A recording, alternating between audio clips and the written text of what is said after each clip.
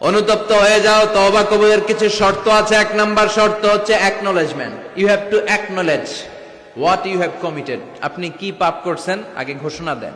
তওবা কেমনে করবেন শিখায় দেই। প্রথমে ঘোষণা, আল্লাহ, আকাশের নিচে জামিনের উপরে আমার চেয়ে বড় পাপী কেউ নাই। সগীরা কবিরা, জেনে না জেনে, ইচ্ছায় অনিচ্ছায়, শিরকে বেদাতি, শয়তানের ধোকায় পড়ে, নফসের ওয়াসওয়াসায় অনেক পাপ করেছি। আল্লাহ, আল্লাহ আমি স্বীকার গেলাম আমি পাপী, আমার চেয়ে বড় পাপী কেউ নাই। প্রথমে আপনি স্বীকার যাবেন সব। দুই নম্বরে রিপেন্টেন্স আর নাদামা, অনুতপ্ত হবেন, চোখের পানি ছাড়বেন, অনুতপ্ত হবেন, লজ্জিত হবেন। চোখের পানির দৃশ্য দেখে আল্লাহর বড্ড ভালো লাগে, সুবহানাল্লাহ পড়েন। তিন নম্বরে স্টপ, যেই পাপের জন্য তওবা করেছেন স্টপ, অনেক হয়েছে, আর না, থামেন, ওই পাপ কাজ বন্ধ করেন। তিন নম্বরে to hate what you have done, আপনি যেই পাপ করেছেন এটা মন থেকে ঘৃণা করেন, মন থেকে এটাকে ঘৃণা করতে হবে। পাঁচ নাম্বার হচ্ছে to determine that you never repeat this sin in your life again. আল্লাহর ওয়াদা দেন যে আল্লাহ পারতপক্ষে আমার জীবনে এই পাপ আর করব না। তার মানে প্রথমে আপনি স্বীকার গেলেন, দুই নম্বরে অনুতপ্ত হলেন, তিন নম্বরে পাপ কাজ বন্ধ করে দিলেন, চার নম্বরে পাপ কাজটা মনে প্রাণে ঘৃণা করলেন, পাঁচ নম্বরে আল্লাহর কাছে ওয়াদা দিলেন আল্লাহ আর পাপ করব না। এই পাঁচটা শর্তের আলোকে যদি আল্লাহর কাছে তওবা করেন, তওবা কবুল করবে কে? সাইয়েদনা আদম আলাইহিস সালাম ভুল করে নিষিদ্ধ গাছের ফল খেলেন জান্নাতে, আল্লাহ দুনিয়ায় পাঠালেন, সাইয়েদনা আদম কাঁদতে শুরু করলেন, কিন্তু আল্লাহ ক্ষমা করেন না। ফাতালাক্কা আদম মির রাব্বিহি কালিমাতিন ফাতাবা আলাইহি, এরপর আল্লাহ সাইয়েদনা আদমকে কিছু কালিমাত, কিছু বাক্য শিখিয়ে দিলেন আর বললেন, আদম এই কালিমাগুলো, এই বাক্যগুলো দিয়ে চেয়েছে আমার কাছে কাঁদো, আমি ক্ষমা করে দিব। সাইয়েদনা আদম আল্লাহর শেখানো বাক্যগুলো দিয়ে ক্ষমা চাইতে শুরু করলেন। রব্বানা যালামনা আনফুসানা ওয়া ইল্লাম তাগফির লানা ওয়া তারহামনা লানাকুনান্না মিনাল খাসিরিন। ও আল্লাহ, জুলুম করেছি, অন্যায় করেছি, পাপ করেছি, তুমি যদি মাফ না করো আমরা ক্ষতিগ্রস্ত হয়ে যাব। ঠিক কি না? অন্যায় হলেই এই দোয়াটা করার দরকার আছে না নাই? রব্বানা যালামনা সবার মুখস্থ আছে না? সব সময় আল্লাহর তওবার দরজা খোলা 24/7। অন্যায় হলেই আমরা এই দোয়াটা পড়ব, এই দোয়াটা করে আল্লাহর কাছে ক্ষমা চাইবো। ক্ষমা করে দিবে কে? শুধুমাত্র আমার প্রিয় ভাইয়েরা, দুইটা সময় তওবা কবুল হয় না, চিল্লায় বলেন কয়টা সময়? এক নম্বরে বাদাল গারগারা, মালাকুল মাউত যখন রূহ ধরে টান দেয়, মূর্ছ ব্যক্তির বড্ড কষ্ট হয়, গলা দিয়ে যখন রূহ বের হয়ে যায়, লোকটার গলায় গর গর গর গর গর গর শব্দ হয়, সে মালাকুল মাউতকে দেখে ফেলে, তখন আর তওবা করলে কবুল হবে? আপনি তো দেখেই ফেলাইছেন, সুযোগ তো অনেক পাইছেন, কাজে লাগার নাই, ঠিক কিনা? এটা হলো ফেরাউনের দশা। ফেরাউনকে যখন আল্লাহ লোহিত সাগরে ডুবাইলেন, পানি খাইতে খাইতে ফেরাউনের পেটটা এত বড়, এবার ফেরাউন হাত তুলা কয় আনা মিনাল মুসলিমিন। কি কয়? আনা মিনাল, মানে আমি মুসলমান। কত ভালো মানুষ দেখছেন, মুসলমান। ফেরাউন না যদি মুসলমান হয়, আমরা থেকে কি লাভ? কথা কন। ফেরাউন হাত তুলে বলে আনা মিনাল মুসলিমিন, আমি ভালো মানুষ। আল্লাহকে তোর মতো ভালো মানুষের দরকার নাই, তুই মর, কারণ দ্য টাইম ইজ আপ, সময় শেষ। বাদাল গারগারা, তার সময় শেষ। মুসা আলাইহিস সালামের চাচাতো ভাইয়ের নাম ছিল কারুন, বিশাল সম্পদের মালিক আল্লাহ বানিয়েছে। আমি ফেরাউনের লাশও দেখে এসেছি সচক্ষে, আবার কারুনকে যে এলাকায় আল্লাহ জামিনে দাবিয়ে দিয়েছে, ফাখাসাফনা বিহি ওয়া বিদারিহিল আরদ, ওই এলাকাটাও ফায়ুম জেলা, কায়রো থেকে 100 কিলোমিটারের মতো দূরে এই ফায়ুম জেলায় তার সব সম্পদ আল্লাহ জামিনের ভেতরে দাবিয়ে দিয়েছে। মুসা আলাইহিস সালাম বললেন, কারুন তোর তো অনেক সম্পদ, তুই আল্লাহর রাস্তায় যাকাত দে। তুই আগে তোর হৃদয়টারে খোল, এরপরে তোর হাত খুলবে। আগে হাত খুল, তোর হৃদয় খুলবে, ঠিক কিনা? সে কয় না, আমি যাকাত দিব না, কারণ এগুলো আমার আল্লাহ দেয় নাই, এটা আমি নিজে কামাইছি। ইন্নামা উতীতুহু আলা ইলমিন ইনদি, আমার ইন্টেলেক্ট, মেধার বুদ্ধি খাটিয়ে এই সম্পদের মালিক আমি হয়েছি। মুসা আলাইহিস সালাম বললেন, তাই তাহলে আযাবের অপেক্ষা কর। আল্লাহ আযাব পাঠালেন, ফাখাসাফনা বিহি ওয়া বিদারিহিল আরদ। কারণ কারণের সব সম্পত্তি আল্লাহ মুহূর্তের মধ্যে জামিনের ভিতরে ঢুকাতে লাগলেন। কারণের পা ঢুকে গেল, ঢুকতে ঢুকতে হাঁটু পর্যন্ত ঢুকে গেছে জামিনের ভেতর। কারণ ভাবছে উঠা যাবো, উঠা যাবো, আমার আটকাইতে পারবে না। এরপরে কোমর পর্যন্ত গেল, কয় উঠে দাম। এরপরে গলা পর্যন্ত, কয় মুসা সব সম্পত্তি তোরে আর তোর আল্লাহরে দিয়ে দিলাম, আমারে বাঁচা, আমারে। ও মুসা, এতক্ষণ শুধু জাকাতের সম্পত্তি দেয় না, এখন কয় সব তোর, সব তোর আর তোর আল্লাহ, আমারে খালি তুই বাঁচা। এখন তওবা কবুল হবে? ওই যে আনা মিনাল মুসলিমিনের স্টাইল আছে না নাই? এজন্য এই গড়গড়ানি মৃত্যুর একেবারে ফাইনাল স্টেজ আসার আগে যদি আপনি ক্ষমা চান, ক্ষমা করবে কে? 2 নাম্বার, বাদা তুলুইশ শামসি মিন মাগরিবিহা, কিয়ামতের আগ দিয়ে পূর্ব দিক থেকে সূর্য না ওঠে, পশ্চিম দিক থেকে সূর্য ওঠা শুরু করে দিবে। তখন যদি তওবা করেন, তওবা কবুল হবে নাকি? এর আগ পর্যন্ত যখনই আল্লাহর ডাক দিয়ে তওবা করেন, তওবা কবুল করে নিবে কে? আমাদের দেশে তওবা পড়ানোর জন্য মাওলানা লাগে। কি লাগে? কই হুজুরের ডাক, ইমাম সাহেবের ডাক, পীর সাহেব হুজুর রান তওবা পড়া আছে না নাই? হুজুর নাই তো তওবাও নাই। হুজুর এলাকায় নাই, হুজুর 3 দিন ধরে ছুটিতে আছে, কয় এখন তো তওবা পড়া যাবে না, কারণ হুজুর ছুটিতে। কত বড় ডাকায়! এরকম ডাকায় জড়িত আছে না নাই? তওবা পড়তে হুজুর লাগে? কথা কন। হ্যাঁ, হুজুরের কাছে তওবা পড়েন, পীর সাহেব হুজুরের কাছে তওবা পড়েন, ঠিক আছে, কিন্তু এটা জরুরি না। আপনি আপনার আল্লাহর কাছে ক্ষমা চাইবেন, গুনার কথা স্মরণ করে জায়নামাজটা বিছিয়ে 2 রাকাত নামাজ পড়ে ক্ষমা চান। আপনার কথা শুনে কে? কেউ যেটা শোনে না শুনে কে? কেউ যেটা দেখে না দেখে কে? কেউ যেটা দেয় না দেয় কে? এজন্য হুজুর লাগবে? ইমাম সাহেব হুজুর, মুয়াজ্জিন হুজুর, বড় হুজুর, ছোট হুজুর, পীর সাহেব হুজুর, কাউরে লাগবে? আপনার তওবা আপনি, আমার তওবা আমি। পাপ করলেই মাফ চাবো, এটার নাম তওবা। তওবা মানে to return to your Lord, আল্লাহর কাছে ফিরে আসবেন। আল্লাহর গোলাম আল্লাহর কাছে ফিরে আসবে, এর নাম তওবা। এজন্য আল্লাহ বললেন, গোলাম তুবু ইলাল্লাহি তাওবাতান নাসুহা, একনিষ্ঠ তওবা করো, একনিষ্ঠভাবে ক্ষমা চাও। ক্ষমার মতো ক্ষমা চাইলে সব গুনাহ মাফ করে দিবে কে? প্রতিদিন আমরা তওবা করব, রাজি আছেন? প্রতিদিন ইস্তেগফার করব। কয়বার? কথা হয় না মাতুক্কা? হ্যাঁ, কমসে কম 70 বার চেষ্টা করব। প্রতিদিন পড়ব আস্তাগফিরুল্লাহ। কি পড়ব? আরো জোরে পড়ি আস্তাগফিরুল্লাহ। বিশ্বনবী বলেন, মান লাজিমাল ইস্তিগফার, যে সব সময় ইস্তিগফারের সাথে লেগে থাকে, তার 5টা সওয়াব। 1 নম্বরে জাআলাল্লাহু লাহু মিন কুল্লি দিকিন মাখরাজা, বিপদে পড়লে উদ্ধার করবে কে? ওয়া মিন কুল্লি হাম্মিন ফারাজা, তার জীবনের সব দুশ্চিন্তা দূর করে দিবে কে? তাকে টেনশন মুক্ত করবে কে? আমাদের জীবনে টেনশন আছে না নাই? টেনশন নাই কার কার হাত তোলেন। হ্যাঁ, এই পোলাপান তোকে কি টেনশন? কিরে পড়ালেখা, পড়ালেখা টেনশন? তার মানে টেনশন নাই এমন মানুষ খুঁজে পাওয়া যাবে না। সবার টেনশন আছে, পড়ালেখার টেনশন, আবার কয়েকটার আছে বিয়ার টেনশন, আছে না নাই? বিয়ের সময় হলে বিয়ের টেনশন হওয়াটাই স্বাভাবিক। ক্যারিয়ার নিয়ে টেনশন, কেউ বিদেশে যেতে চায়, ব্যবসা করতে চায়, টেনশন আর টেনশন, টেনশন আর টেনশন। ইস্তিগফার বারবার পড়লে তোমার টেনশন থাকবে না, টেনশন মুক্ত মানুষ হয়ে যাবে। চিল্লা এখন ঠিক কি না? 3 নম্বরে ওয়ারযুকহু মিন হাইসু লা ইয়াহতাসিব, এমন জায়গা থেকে রব্বুল আলামিন রিজিকের ব্যবস্থা করবে আপনি কল্পনাও করতে পারবেন না। রিজিকের মালিক কে? আমাদের খাবারের ব্যবস্থা করে কে? এই যে আমরা পানি খাই, পানির ব্যবস্থা করে কে? মিঠা নদীর পানি, আল্লাহ তোমার মেহেরবানি, সুন্দর ফুল সুন্দর ফল, মিঠা নদীর পানি, আল্লাহ তোমার মেহেরবানি। আলহামদুলিল্লাহ পড়েন। তার মানে সব সময় যে ব্যক্তিটা ইস্তেগফার পড়বে, তার জীবনে টেনশন থাকবে না, তার জীবনে কোনো বিপদ থাকবে না, তার সব সময় রিজিকের মালিক হয়ে যাবে কে?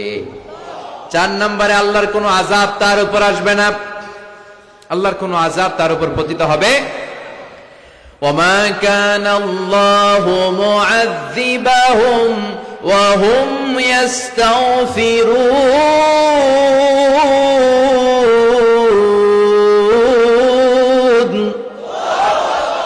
যত যতক্ষণ আমার বান্দা আমার কাছে ক্ষমা চাইবে, ইস্তেগফার পড়বে, আমার কোনো আযাব তার উপর আসবে না, কোনো আযাব আসবে না।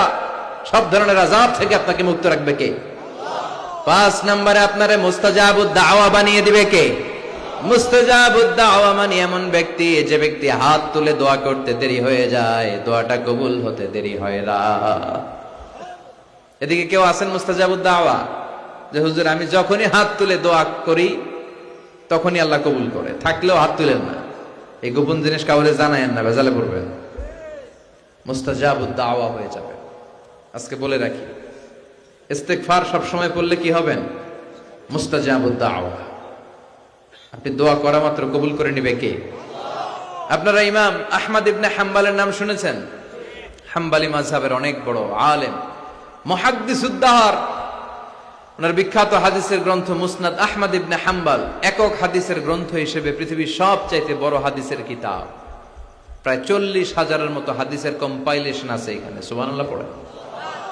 এই মুহাদ্দিস ওনার শেষ জীবনে সব সময় হাদিস লেখা, হাদিস মুখস্থ, হাদিস সংগ্রহের কাজে ব্যয় করেছেন। লম্বা লম্বা সফর করতেন, দেশ থেকে দেশ, দেশান্তরে, এক দেশ থেকে আরেক দেশে তিনি সফরে যেতেন। ওনার সফরের ঘটনায় পাওয়া যায় উনি এক শীতের সিজনে হাদিস সংগ্রহের কাজে সফরে বেরিয়েছেন। প্রচন্ড শীত। উনি এক মসজিদে ঢুকে মাগরিবের নামাজ পড়লেন, এশার সালাত আদায় করলেন। এরপরে ভাবলেন বাইরে এত শীত, যাওয়ার তো জায়গা নাই, এক কাজ করি মসজিদেই ইবাদত করে আর হাদিস পড়ে পড়ে কাটাই, ফজরের সালাত জামাতে পড়ে তারপরে বেরোবো। উনি ব্যাগ থেকে কাঁথা বের করে হাদিসের কিতাব নিয়ে পড়তে লাগলেন। কিন্তু মসজিদের দারোয়ান এসে বলে, উখরুজ মিনাল মসজিদ ইয়া শেখ, এই বুড়া মসজিদ থেকে বেরো। চিনে নাই, উনি যে এত বড় আলেমে দ্বীন মুহাদ্দিস, চিনতে পারে নাই। ইমাম আহমদ ইবনে হাম্বল বললেন, বাবা বাইরে শীত, আমি কই যাব? আমি মুসাফির মানুষ, আমি এই মসজিদে ফজরের সালাতও পড়বো, জামাতে পড়ে তারপরে বেরোবো, রাতটা আমারে থাকতে দাও। মসজিদের দারোয়ান বলে, না মসজিদে থাকা যাবে না, বের হন। ভালো কথায় বের না হইলে ঘাড় ধাক্কা দিয়ে বের করে দেন। কি আর করা, উনি ব্যাগ নিয়ে বের হয়ে গেলেন। শীতে কাঁপছেন। হাঁটতে হাঁটতে হাঁটতে হাঁটতে বাইরে দেখলেন যে একটা বাজার, ওই বাজারে এক যুবক রুটি বানায়, সাজ রুটি বিক্রেতা যুবক। তিনি রুটি বিক্রেতার কাছে যে সালাম দিলেন, আসসালামু আলাইকুম। যুবক বলে, ওয়া আলাইকুম আসসালাম। আহমদ ইবনে হাম্বল বলল, বাবা আমি তোমার রুটির দোকানের পাশে বসে রাতটা কাটাতে চাই, আর তোমার এই চুলা থেকে আগুন পোহাতে চাই, যদি তুমি অনুমতি দাও। যুবক বলে, আহলান ওয়া সাহলান ওয়া মারহাবান বিক ইয়া শেখ, আসেন বসেন, কোনো সমস্যা নাই। আপনি চুলা থেকে আগুন পোহাবেন, এতে আমার ক্ষতি কি? আলহামদুলিল্লাহ পড়েন। আহমদ ইবনে হাম্বল খুশি হয়ে গেলেন। উনি বসলেন, উনি তাপ নিচ্ছেন, আগুন পোহাচ্ছেন, আর দেখতে পাচ্ছেন যুবকটা বারবার পড়ছে আস্তাগফিরুল্লাহ। যুবকটা বারবার কি পড়ছে? আস্তাগফিরুল্লাহ। রুটি বানায় আর পড়ে আস্তাগফিরুল্লাহ। রুটি চুলায় দেয়, পড়ে আস্তাগফিরুল্লাহ। কেউ রুটি কিনতে আসলে তার কাছে রুটি তুলে দেয়, পড়ে আস্তাগফিরুল্লাহ। টাকা নিয়ে ক্যাশ বক্সে ঢুকায়, আর কি পড়ে? আবার রুটি বানাতে শুরু করে, আর কি পড়ে? ইমাম আহমদ ইবনে হাম্বল তার এই দৃশ্যটা দেখে অবাক হলেন। তিনি প্রশ্ন করলেন, যুবক, মা লাকা ইয়া শাব দাইমান তাকরাউনা আস্তাগফিরুল্লাহ। হে যুবক, কি হলো তোমার? আসার পর থেকেই দেখতেছিস তুমি খালি পড়ো আস্তাগফিরুল্লাহ, খালি পড়ো আস্তাগফিরুল্লাহ, কেন? যুবক বলে, এই ইবাদত করে, এই ইস্তেগফারের সাথে সব সময় লেগে থাকার কারণে আমি অনেক কিছু পেয়েছি। কি পেয়েছো? সে বলতে শুরু করলো, আমি মুস্তাজাবুদ দাওয়া হয়ে গিয়েছি।